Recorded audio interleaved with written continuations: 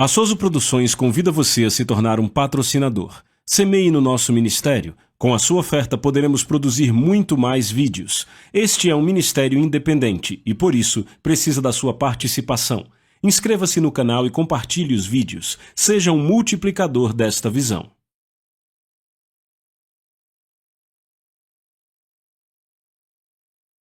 Os versículos usados nos vídeos que traduzimos nem sempre correspondem a versões em português. Muitas vezes precisamos traduzir do original em inglês para fazerem sentido no contexto do vídeo. 2 Reis, capítulo 6. Vamos ler essa passagem outra vez e então continuar de onde paramos. Nesta época, isso acontece durante o ministério do profeta Eliseu, na nação de Israel. E a Bíblia diz que eles chegaram num ponto em que o rei da Síria tinha reunido seus exércitos e sitiado Samaria. Vamos começar a ler do verso 24 de 2 Reis 6. E sucedeu depois disso, que Ben-Hadad, rei da Síria, reuniu todo o seu exército e subiu e sitiou Samaria. E houve uma grande fome em Samaria, e eis que eles a sitiaram até que uma cabeça de jumento foi vendida por 80 peças de prata, e a quarta parte de um quebe de esterco de pombas por 5 peças de prata. Nós já vimos que eles estavam realmente quebrados. E algo para se notar aqui, normalmente não damos atenção a isso quando lemos as Escrituras, temos que entender que isso aconteceu durante um longo período de tempo. As provisões não se acabam da noite para o dia e as coisas não acontecem como achamos que elas acontecem. Amém? É preciso muito tempo para eu querer uma cabeça de jumento, eu não sei você. E ainda mais tempo para essa outra coisa ser boa para mim. Sabe, tem gente que come ostras cruas e acham bom, mas ostra crua é bem melhor do que isso aqui. Enfim, eles estavam com esse problema e durou muito tempo, aquele sítio era de longa duração. E é preciso entender que às vezes as pessoas chegam num estado de falta de esperança, depois de um problema que perdura muito, pode ser uma doença que perdura muito ou um problema financeiro duradouro, o que quer que seja, a esperança acaba se esvaindo. E quando lemos, vemos que coisas piores aconteceram, mulheres que comiam seus próprios filhos.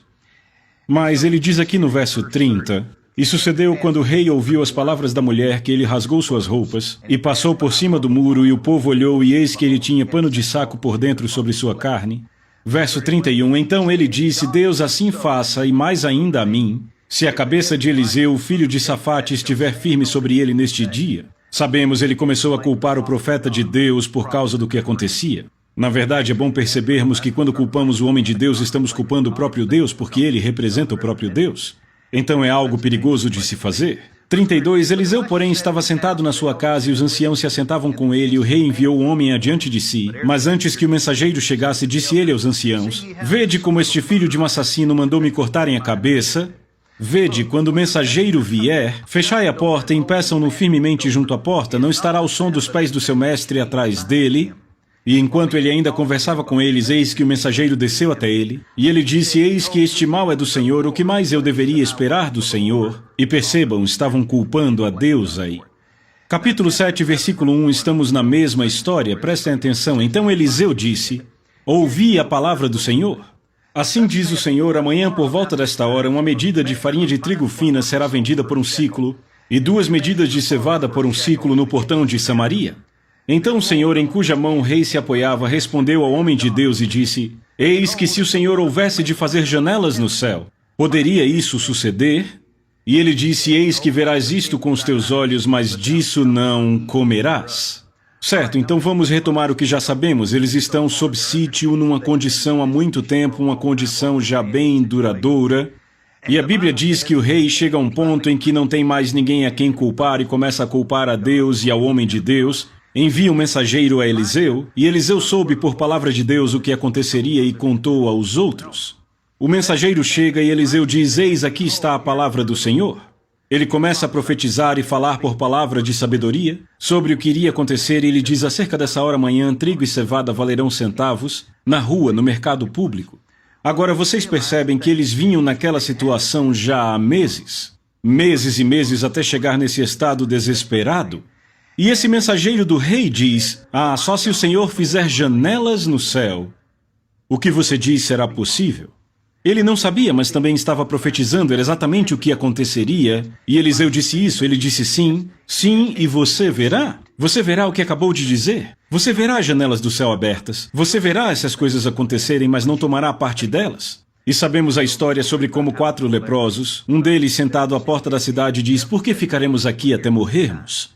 Ele começa a raciocinar, começa a pensar nisso. Se a gente ficar aqui, a gente morre de fome. Se voltamos à cidade, morremos lá porque não tem nada para comer lá. Por que não entramos no acampamento dos sírios? O pior que vai acontecer é nos matarem e já estamos mesmo mortos. Na melhor das hipóteses, terão misericórdia e nos salvarão. Então foram até lá e o Senhor, a Bíblia nos conta, fez o exército sírio ouvir o som de um exército poderoso. Fugiram desesperados e quando os leprosos chegaram lá, tudo tinha sido deixado para trás, a comida ainda à mesa, um grande banquete preparado só para eles. Imagine, não foi bom?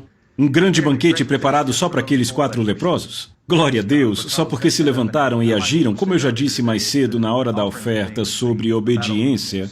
Obedecer é melhor do que sacrificar. Deus não está procurando pessoas que se sacrifiquem, mas que obedeçam.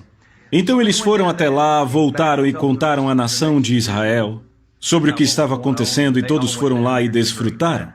E mais uma vez eu quero chamar sua atenção para uma frase em particular que o Senhor tem mexido dentro de mim já faz algum tempo. O que aquele homem disse: se o Senhor houvesse de fazer janelas no céu, no verso 2, se o Senhor fizesse janelas no céu, poderia isso suceder? Na semana passada começamos a ver e falamos sobre as janelas do céu.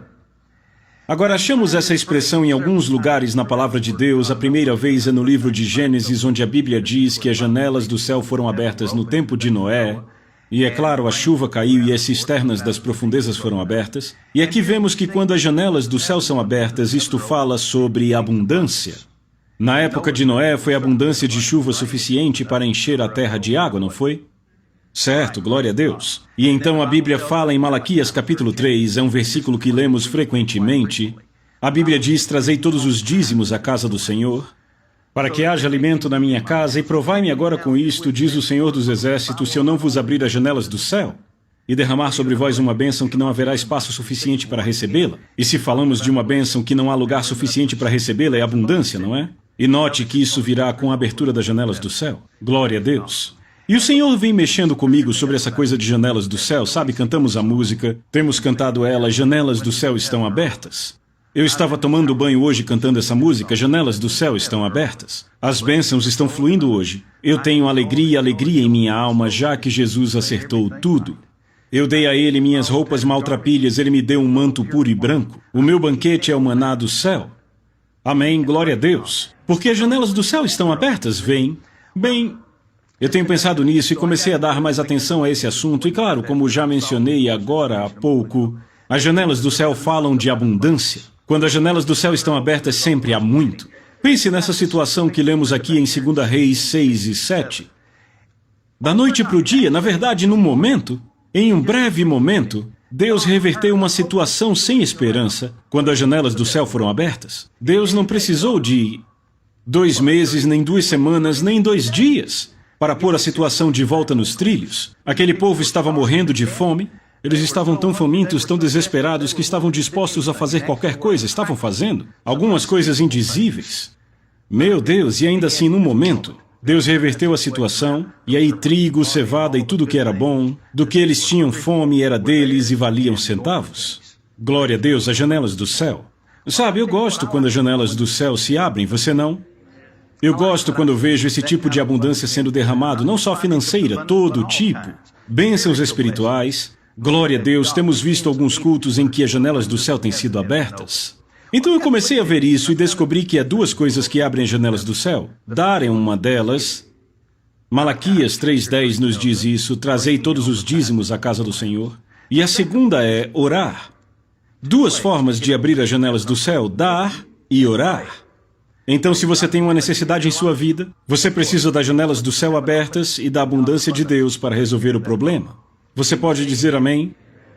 Mas há outras coisas e vamos começar a ver isso. Deixa eu te mostrar, vá de novo para o livro de Atos e eu quero te mostrar a história de Pedro. E já que acabamos de ver 2 Reis capítulo 6, as janelas do céu abertas, o que abriu as janelas do céu ali?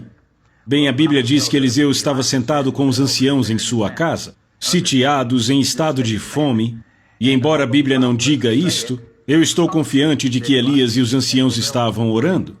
Quando a palavra do Senhor veio até ele, ele mostrou aos anciãos o que o mensageiro do rei faria.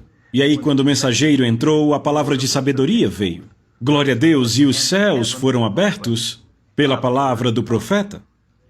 Bem, mais uma vez, eu estou certo de que estavam orando. Alguém diz, mas a Bíblia não diz, também não diz que não estavam.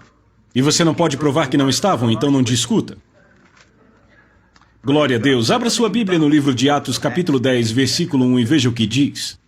Eu vou te mostrar uma ilustração do Novo Testamento. Atos, capítulo 10, verso 1 diz, e havia em Cesareia um varão chamado Cornélio, um centurião da corte chamada Italiana, um homem religioso e temente a Deus com toda a sua casa, o qual dava muitas esmolas ao povo e sempre orava a Deus. Este viu claramente numa visão, quase à hora 9ª do dia, um anjo de Deus que se dirigia a ele e dizia, Cornélio. E este, olhando para ele, atemorizado, disse, o que é isto, Senhor? E ele lhe disse, agora veja isso, preste atenção, as tuas orações e as tuas esmolas têm subido para memorial diante de Deus. Agora tem os dois aí, a oração e o dar. Verso 5, agora, pois, envia homens a Jope e manda chamar um certo Simão, sobrenome Pedro. Está alojado com um certo Simão curtidor, cuja casa está junto ao mar. Ele te dirá o que deves fazer. E aqui temos Cornélio em sua casa orando. E a Bíblia diz que um anjo veio até ele e começou a lhe dar revelações, ou seja, começou a lhe mostrar o que fazer. Quando as janelas do céu abrem, é a primeira coisa que você vê acontecer, sabe? Imagine você na sua casa, janelas fechadas, cortinas fechadas, tudo fechado. Você vai e abre a janela, a primeira coisa que acontece, você consegue ver. Você vê o que há fora, começa a ver coisas que não via antes. Glória a Deus. É isso que acontece aqui, ele começa a ver o reino do Espírito, o Senhor mostrou para ele qual era a resposta para o desejo do seu coração. Então ele fez isso, enviou homens a Jope. Verso 9, note Deus agindo do outro lado. Verso 9, no dia seguinte, enquanto viajavam e se aproximavam da cidade, Pedro subiu ao terraço para orar, quase à hora sexta. Aqui temos Pedro orando. E ele ficou com muita fome e quis comer, mas enquanto lhe preparavam, ele caiu em um êxtase e viu o céu aberto. Veja, com o céu aberto ele viu algo. E descendo sobre ele um certo vaso, como se fosse um grande lençol amarrado pelos 4 cantos e sendo descido sobre a terra, no qual havia todo tipo de animais quadrúpedes da terra, animais selvagens, seres rastejantes e aves do céu. E veio a ele uma voz, levanta-te, Pedro, mata e come. Mas Pedro disse, de forma alguma, Senhor, porque nunca comi coisa alguma comum ou imunda. E a voz lhe falou novamente pela segunda vez, não chames comum o que Deus purificou. Isto aconteceu 3 vezes e o vaso foi recolhido novamente ao céu. Ora, estando Pedro duvidando em si mesmo sobre o que significaria a visão, eis que os homens enviados por Cornélio perguntavam pela casa de Simão, parados à porta, e chamando, perguntaram se Simão, que tinha por sobrenome Pedro, estava alojado ali. Enquanto Pedro pensava sobre a visão, o Espírito disse-lhe, eis que 3 homens te procuram, portanto levanta-te e desce e vai com eles, não duvidando, porque eu os enviei. E assim Pedro foi com eles. Então, quando ele chega à casa de Cornélio, Cornélio começa a explicar o que aconteceu, verso 30. E disse Cornélio, há 4 dias eu estava jejuando até esta hora, e à hora 9ª eu orava em minha casa. E eis que um homem em veste brilhante parou diante de mim e disse, Cornélio, a tua oração foi ouvida, e as tuas esmolas estão em memória diante dos olhos de Deus. Envia, pois, a Jope e manda chamar Simão, cujo sobrenome é Pedro. E note que ele diz a mesma coisa, ele disse, eu estava orando, diz que ele estava jejuando, mas ele estava orando, e o anjo disse, suas esmolas e suas orações estão em memória diante dos olhos de Deus. Bem, Pedro começa a pregar a palavra para ele, a verdade da ressurreição do Senhor Jesus. Verso 44, enquanto Pedro falava ainda estas palavras, o Espírito caiu sobre todos os que ouviam a palavra, e surpreenderam-se os que criam na circuncisão. Os muitos que vieram com Pedro, porque também sobre os gentios havia sido derramado o dom do Espírito Santo, porque eles os ouviam falar em línguas e magnificar a Deus. E aí Pedro diz que eles devem ser batizados, e por aí vai. Outra vez vemos janelas do céu aberta, dessa vez uma bênção espiritual. E essa foi uma grande bênção espiritual, porque abriu o caminho para mim e para você, pois foi a primeira vez que os gentios são cheios com o Espírito Santo com a evidência do falar em línguas. Isto alinhou as coisas para a igreja como é conhecida hoje. Muita gente olha para o dia de Pentecostes, foi onde tudo começou, é verdade, mas se não tivesse sido por isso que eu chamo de Pentecostes dos gentios, a igreja seria totalmente diferente do que é hoje. Isto abriu completamente a porta para todas as nações, veem? Então vemos que o que aconteceu foi que as janelas do céu foram abertas. Primeiro, no entanto, as janelas do céu foram abertas por dar e por orar. Vemos que Cornélio teve parte nisso, mas quando se abriram, a primeira coisa que aconteceu, começaram a ver. Receberam revelação, informação foi dada a eles, conhecimento, nesse caso, vindo de um anjo. E do outro lado, temos Pedro em Jopa, num telhado, ele estava orando. Lá entrou em êxtase e teve uma visão, de uma forma ou de outra, veem? Visão. Podem ver? É isso que ocorre quando a janela é aberta, tem visão, uma visão totalmente nova. Glória a Deus, um panorama completamente novo que você não via antes. Talvez você só tenha olhado para as quatro paredes, vá e abra uma janela. Louvado seja Deus, expande seu pensamento, glória a Deus. E o que aconteceu a seguir foi que eles não apenas viram, não só tiveram informação e descobriram o que fazer, mas quando agiram naquilo que viram, ou no que foi dito para fazerem, então por essas janelas abertas vieram as bênçãos de Deus, e outra vez vemos abundância. Agora outra coisa sobre janelas para o que eu quero chamar a sua atenção. Vocês sabem que esta semana estão comemorando, talvez vocês já tenham assistido algum especial ou as notícias da TV estão cheias de reportagens há 25 anos. Colocamos o homem na Lua. Eu acho que completa 25 anos depois de amanhã. O lançamento fez aniversário ontem, foi há 25 anos. Uma das coisas mais impressionantes que já fizemos, pense nisso, colocar um homem na Lua. E enquanto eu pensava nisso, o Senhor me lembrou de algo a respeito do assunto janela. Alguns aqui já devem saber disso. Mas lá na época, quando lançavam foguetes, se preparando para ir até a Lua, e finalmente, quando chegaram até a Lua, uma das coisas que eu lembro era de um termo que eles usavam quando se preparavam para o lançamento. Eles tinham que lançar no que chamavam de janela, que significava um certo período de tempo. Então era necessário lançar o foguete dentro dessa janela de tempo para conseguir chegar ao lugar onde queriam, nesse caso, a Lua. Por que era necessário? Bem, porque tinham calculado quando tudo estava no melhor lugar.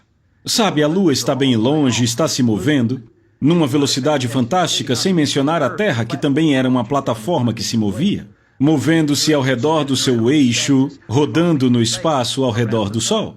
Então é necessário calcular, para ter a quantidade de combustível necessário, é necessário calcular o tempo certo para lançar aquele foguete no espaço. E se você lançar antes, corre o risco de não conseguir, e se lançar depois, também corre o risco de não conseguir. Agora não era um tempo específico como 3 e 6, mas na verdade era um certo espaço de tempo. Havia um certo período de tempo com começo e fim, e contanto que fosse lançado em qualquer momento dentro daquela janela de oportunidade, então tudo correria bem. E eu estava pensando nisso e percebi que é o que o Senhor está dizendo lá em Malaquias 3, sobre as janelas do céu. Ele não está falando sobre uma janela literal.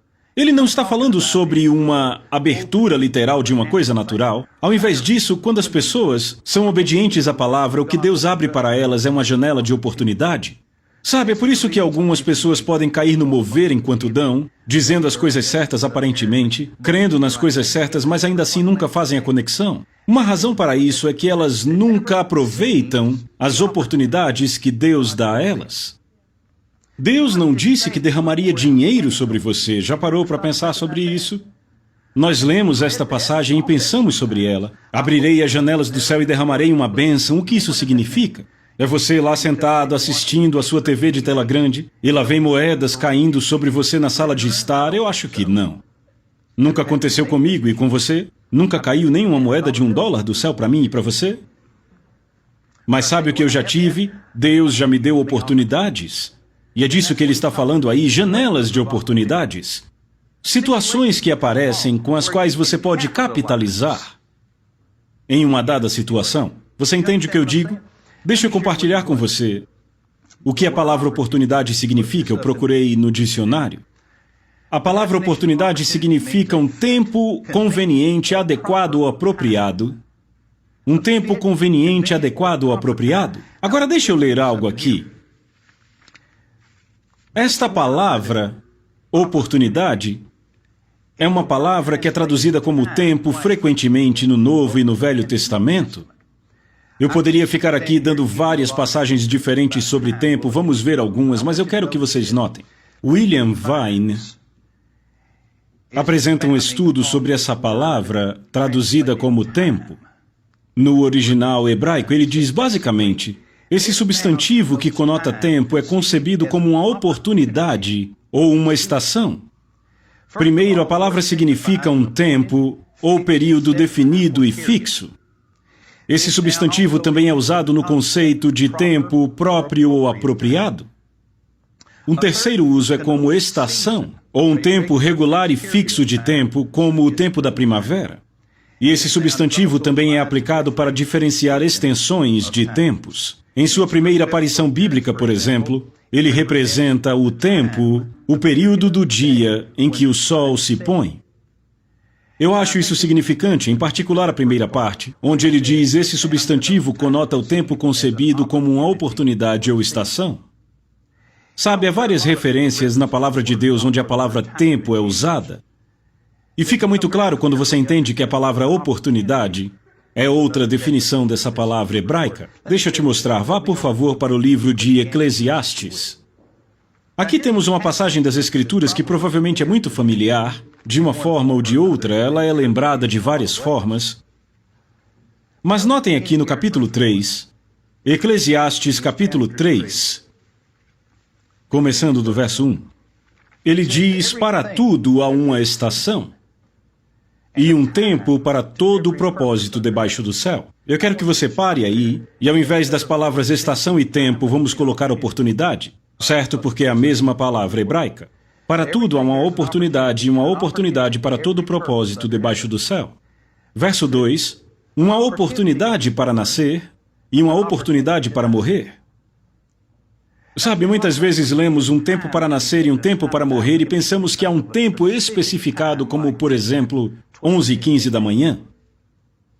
E muita gente tem a ideia de que Deus definiu uma hora específica, que é algum tipo de relógio cósmico lá fora, e que Deus arbitrariamente lançou um dardo e acertou aquele relógio e o dardo tinha o seu nome, então, às 4h27 daquele dia específico naquela hora, e é isso, chegou sua vez.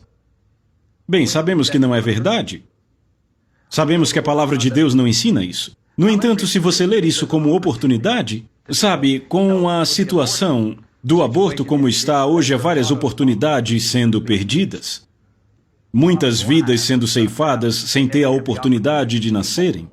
Se Deus é soberano, como muita gente ensina sobre tudo o que acontece, e tudo acontece porque Deus decidiu e decretou desta forma, então como explicar esses abortos? Por um lado, ele diz que é errado fazer, e por outro, ele mesmo faz? Eu acho que não. Você entende o que eu digo? Mas se olharmos como oportunidades e entendermos que oportunidades são aproveitadas ou oportunidades são perdidas, às vezes a culpa é nossa e às vezes é de outra pessoa, mas certamente não é culpa do bebê inocente quando um aborto acontece, mas aquele bebê perdeu a oportunidade de nascer. Agora, isso não significa que ele não existe. Eu acredito que vamos encontrar vários desses bebezinhos no céu, mas eles perderam a oportunidade de ter uma vida aqui. Há um tempo para nascer ou uma oportunidade para nascer e uma oportunidade para morrer. Sabe, algumas oportunidades você quer deixar passar. Eu acho maravilhoso quando ouço o testemunho de alguém que deixou a oportunidade passar de morrer por não estar pronto. Janelas de oportunidade se abrem para os dois lados. Janelas do céu, é claro, produzem bênçãos, e janelas que são naturais, frequentemente não. Vamos continuar. Um tempo para nascer, uma oportunidade para nascer e uma oportunidade para morrer. Uma oportunidade para plantar e uma oportunidade para arrancar o que se plantou. Agora pense nisso. Você tem a oportunidade de semear, de plantar. Nós plantamos nossas palavras quando as falamos. Jesus disse em Marcos 4, o semeador semeia a palavra. Bem, temos oportunidade de semear palavras para uma colheita que queremos, mas sabemos que Satanás vem imediatamente tentar tirar a palavra semeada. Ele não pode arrancá-la, mas se ele fizer você arrancar, terá conseguido. Você terá a oportunidade de arrancar aquilo que foi plantado. Verso 3, oportunidade de matar e oportunidade de curar. Sabe, nós lemos isso com a nossa ideia normal sobre o tempo. Lemos isso e pensamos, ok, agora é hora de ir para a guerra. É tempo de matar.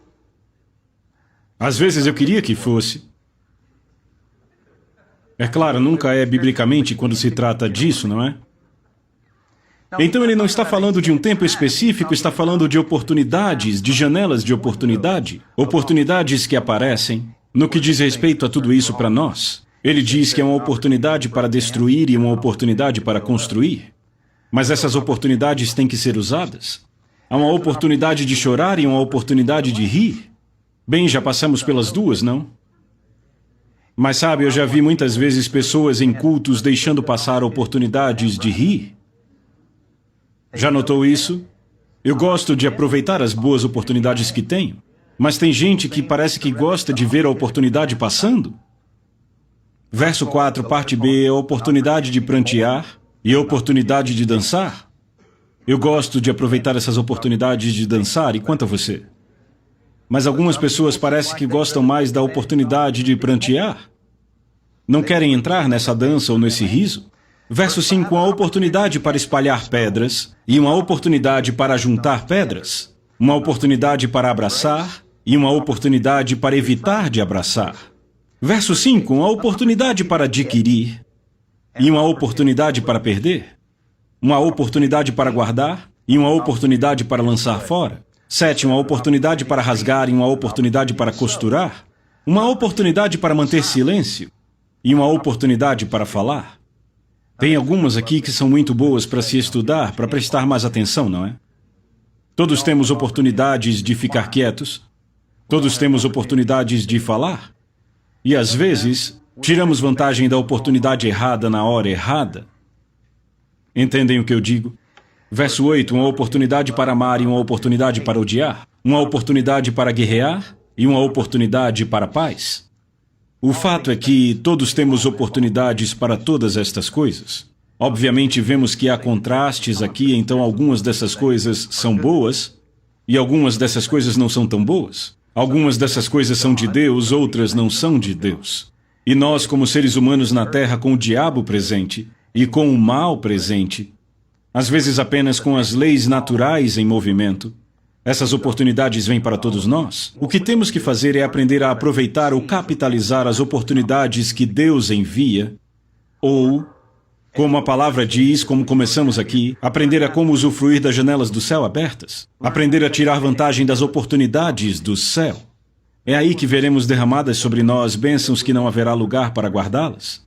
Deixa eu te mostrar do que estou falando aqui. Vá no Velho Testamento para o livro de Esther. Esther, capítulo 4. Eu imagino que você conheça a história de Esther. Esther foi uma jovem judia que substituiu a rainha do Império Medo-Persa, e o nome do rei era Assuero, e ele demitiu a rainha, ele se divorciou dela porque ela não o agradou, e ele casou com Esther e a tomou como sua nova rainha, e ele casou sem saber que ela era dos judeus.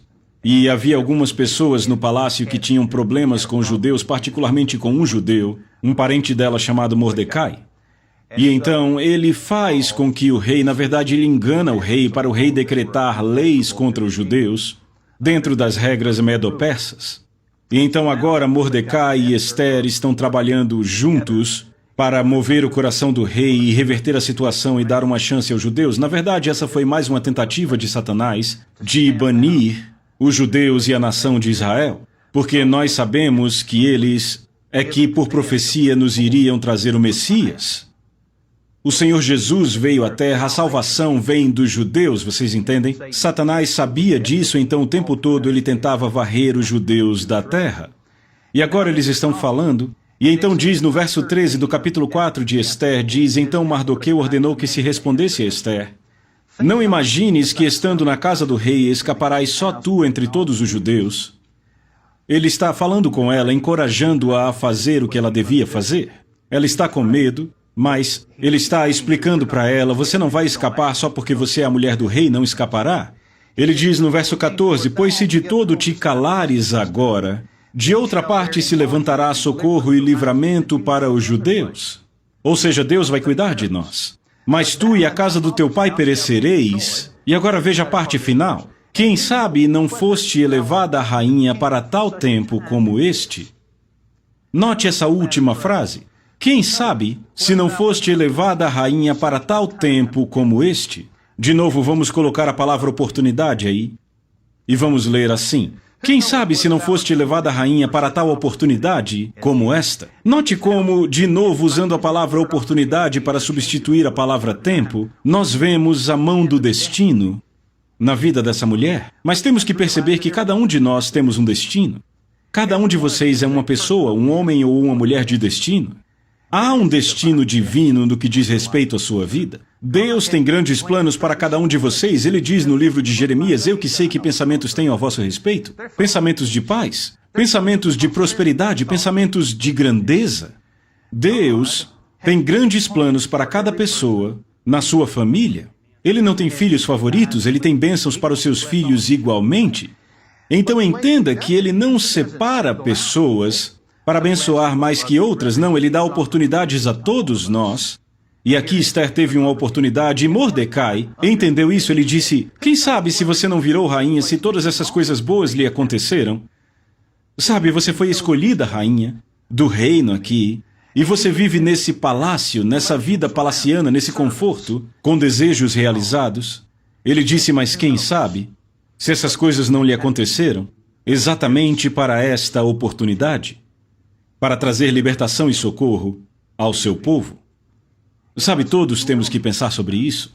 Nós nos empolgamos quando as janelas do céu se abrem e bênçãos vêm para nós, mas lembre, essas bênçãos vêm sobre nós para que tenhamos oportunidades para fazer outras coisas e ajudar pessoas. Esse é o resultado, é nisso que os crentes têm que se concentrar, em abençoar outros. Usamos as oportunidades para abençoar outros e quer saber? Oportunidades para nos abençoar virão, naturalmente, porque esse é o princípio de semear e colher. Pense sobre o seu testemunho. Sabe, eu vejo a Annie e o Kevin aqui e me lembro do testemunho que contaram um dia desses. Eles, claro, viajam por todo o país, por todo o mundo, ministrando em igrejas, ensinando, pregando o Evangelho, fluindo no Espírito Santo. Eles foram a uma igreja não faz muito tempo e contaram um testemunho, na verdade, um testemunho meu, de uma pessoa que foi visitar uma igreja pastoreada por um pastor da Palavra da Fé. E ela ouviu a pregação, e aquela pessoa ficou muito empolgada, afogueada com aquilo. Louvado seja Deus, isso é maravilhoso. Você pode ter o que diz, sim, isso está em nossas raízes. Bem, a pessoa quis ajudar o ministério que ela fazia parte, foi conversar com o pastor. Mas sabe, você tem que ter cuidado em como fala com seu pastor. Não chegue com um ar de sabichão porque você vai afetá-lo negativamente. Especialmente não chegue dizendo, eu ouvi outro pastor dizendo isso aqui, você tem que fazer assim. Não, nunca fale com seu pastor assim. Nunca haja com seu pastor assim. Nunca chegue dizendo que você comeu uma comida melhor na rua do que come em casa. Isso machuca ele. Você entende? Claro, não acontece comigo, mas com a maioria dos pastores. Então, havia uma mulher que estava naquela igreja e ouviu o testemunho que eles contaram. Sabe o que ela fez? Ela fez algo muito sábio, ela orou. Ela disse, Senhor, me dê uma oportunidade. Pense nisso. Senhor, abra uma janela, abra uma porta. Me dê uma oportunidade de compartilhar essas coisas com meu pastor sem ser ofensiva a ele. Sem dar a entender que eu acho que sei de tudo ou quero pô-lo para baixo. Ou crescer às custas dele. Então ela estava no seu escritório, ela era a secretária do pastor, estava no escritório, e o pastor chegou até ela e perguntou, e aí, o que você achou? Como foram os cultos? E quanto a Annie e ao Kevin? A porta estava aberta, ela começou a compartilhar. E eles me contaram que quando ela contou para o pastor dela, ele ficou ali olhando, com os olhos arregalados, não falou nada, e depois que ela terminou, ele disse, meu Deus! Ele disse, como é que pode termos nos distanciado tanto disso? O que será que deu em nós? Por que não estamos fazendo isso? Por que não estamos agindo assim? As nossas raízes são estas. Marcos 11:23, ter o que se diz, é aí que a palavra da fé, sabe?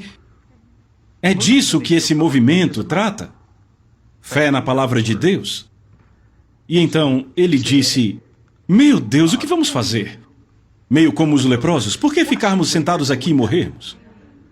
E então ele disse, por que ficarmos parados, vendo nossa escola dominical se perdendo?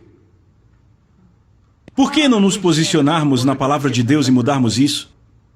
E começaram a pensar, por que deixamos isso passar? Por que não fazemos isso? Por que não fazemos aquilo? Por que não movemos isso? Voltamos para a fé? E aquilo mudou todo o curso da igreja, só aquele testemunho, só porque uma pessoa intercedeu, orou por uma oportunidade para compartilhar algo que era bom. Veem isso? Agora, outra pessoa que está aqui na igreja hoje recebeu uma ligação de um homem que tinha feito um trabalho para ele. Na verdade, ele ligou para pegar o telefone de outra pessoa, porque ele queria ligar para ela e pedir dinheiro emprestado. Mas o homem para quem ele ligou disse, mas vem cá, como você está? Ele disse, bem, não estou muito bem, a minha mãe está morrendo. Por isso eu preciso falar com fulano, porque preciso de dinheiro. Minha mãe está morrendo, está no hospital. Ele perguntou, ela é salva? O outro começou a chorar. Ele disse, eu não sei. Ele disse, eu não sei nem se eu sou salvo. Então o homem com quem ele estava falando, que é membro daqui, disse, faça o seguinte. Ore em voz alta comigo agora. E ele orou. Fez a oração, ele disse, certo, você está salvo. Ele disse, agora eu quero que você vá aonde sua mãe está. E eu quero que você diga essas mesmas palavras para ela. Diga as mesmas palavras, nem tire nem ponha nada. Não mude nada do que eu disse, diga as mesmas palavras a ela. Mas ela está morrendo. Ele disse, eu sei, mas pediremos a Deus que segure a morte dela. Veja, ele estava buscando uma oportunidade, pedindo para as janelas do céu se abrirem. Veja, na oração as janelas do céu se abrem e as bênçãos são derramadas. E então ele orou, disse em nome de Jesus, exercitamos a autoridade que nos foi dada por Deus e prendemos o espírito de morte sobre aquela mulher até que tenhamos a oportunidade de ir até ela, de ministrar para ela e ter certeza de que o céu é o lar dela. E ele disse, agora amanhã você vai lá, era um domingo. Ele disse, você chega lá amanhã, ela estava em outra cidade, chega lá amanhã. E o homem foi até lá, na segunda, entrou no quarto de hospital da mãe dele, falou com ela, disse as mesmas palavras para ela, orou com ela aceitou Jesus. E quanto tempo se passou até ela morrer? Em 2 horas ela estava morta. 2 horas depois ela morreu. 2 horas depois de aceitar o Senhor. Ela foi levada à glória.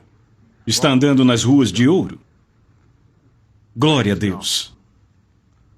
Tudo porque alguém orou para que uma janela de oportunidade se abrisse. Agora, sabe, muita gente tem pervertido isso, essa ideia, de novo, não entendendo o que de fato é a soberania de Deus. Deus é soberano no seu próprio reino, mas na terra ele não é soberano. Se fosse, não precisaria de nós. Se fosse, não precisaria que o homem pregasse o evangelho. Ele mesmo faria.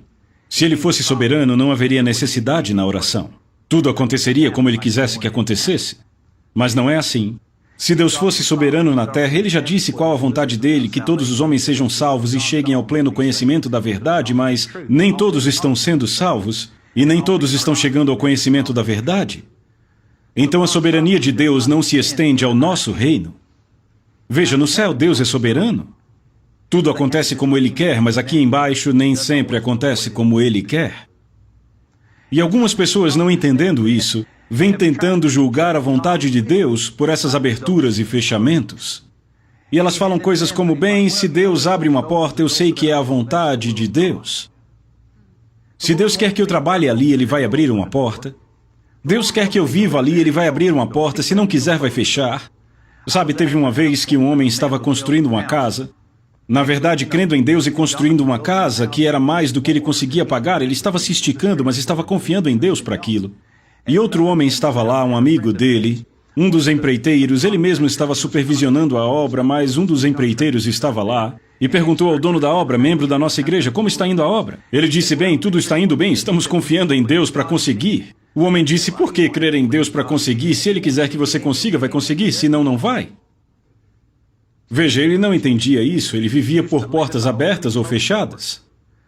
Ou seja, se as circunstâncias naturais funcionassem, então é a vontade de Deus. Se as circunstâncias não funcionam, então não é a vontade de Deus. Mas não se julga a vontade de Deus por circunstâncias naturais. Você deve saber qual é a vontade de Deus, deve ouvir do céu. Veja, é aí que a oração entra. O que acontece primeiro? Estavam lá numa situação desesperadora, mas oraram. O que aconteceu? A palavra de Deus veio. Já sabiam qual era a vontade de Deus. Não descobriram a vontade de Deus no dia seguinte, quando trigo e cevada custavam centavos? Souberam da vontade de Deus no dia anterior? Porque oraram. Você tem que orar, tem que conhecer a palavra, tem que ouvir de Deus. Quando as janelas do céu abrem, a primeira coisa que acontece, você recebe uma nova luz, recebe nova revelação, recebe novo entendimento, recebe nova visão ou visão expandida.